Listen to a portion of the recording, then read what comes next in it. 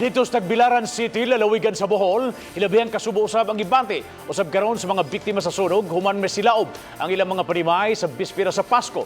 Tulo ka mga bay ang gilamoy sa kayo pasado alas 10 kagahapon sa buntag sa Carlos P. Garcia Avenue sa Barangay Cogon, Dakbayan sa Tagbilaran. Gumikan kay hinimo sa mga light materials, wine habilin sa mga panimay sa mga parilyang banayng parilya. Bailoses ug Mendoza. Gani gipakita pa 58 anyos nga si Henry Mendoza ang iyang kamot nga murag napaso gumikan sa sunog. Sumapa ni atong higayonan nagmarinate siya og karne aron lutoon pagkagabi alang silang Noche Buena dihang nakadungog siya gabuto.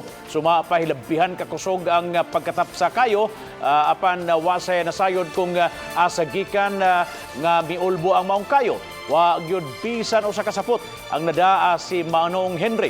Sa pagkakaroon na anausa siya sa iyang silingan nagpuyo. Padayon pag-imbestigahan sa kabumbirohan ang hinungdan sa maong sunog didto sa Tagbilaran City, lalawigan sa Bohol.